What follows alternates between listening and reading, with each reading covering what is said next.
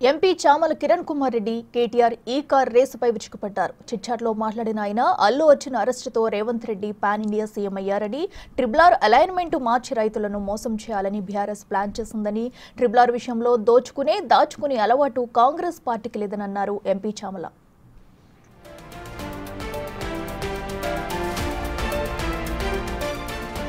Triple 7,000 కోట్ల project కానీ cost కంటే ఎక్కువ 12,000 కోట్లు తిన్నారని కేటీఆర్ అంటున్నారని, కేటీఆర్ పిచ్చి మాటలు చూస్తే భయం వెంటాడుతున్నట్టు ఇట్టే తెలిసిపోతుందన్నారు.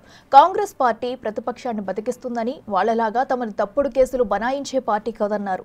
మా తప్పులుంటే ప్రతిపక్షాలు హెచ్చరించాలే తప్ప కేవలం రాజకీయం కోసమే మాట్లాడుతున్నారని ఆవేదన వ్యక్తం చేశారు ఎంపీ చామల.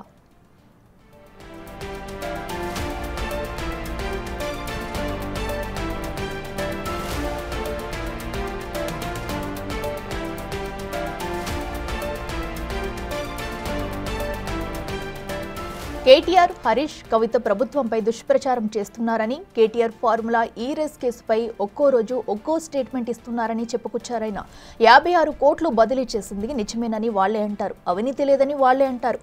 రూపాయి కూడా ట్రాన్స్ఫర్ జరగలేదని కూడా వాళ్లే అంటారు. అన్నీ వాళ్లే అంటే దాని అర్థం ఏంటని ప్రశ్నించారు చామల.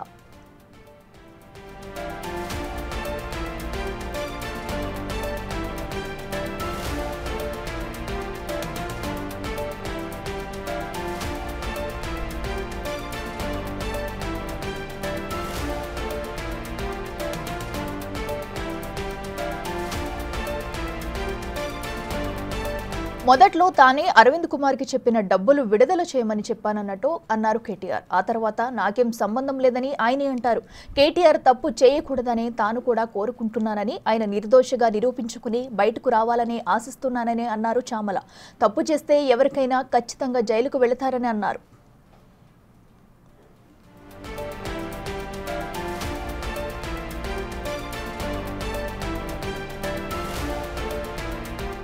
బీఆర్ఎస్ హయాంలో ఐఏఎస్ అధికారులకు సింగిల్ విండో ద్వారా ఆదేశాలు వెళ్లేవని, అదే తమ హయాంలో మల్టిపుల్ వేస్ లో ఉన్నతాధికారులకు ఆదేశాలు వెళుతున్నాయని, ఇదే తమ పాలనకు బీఆర్ఎస్ పాలనకు మధ్య గల స్పష్టమైన తేడా అన్నారు. ఇది గుర్తించాల్సిందిగా కోరుతున్నట్టు చెప్పుకొచ్చారు ఎంపీ చామల.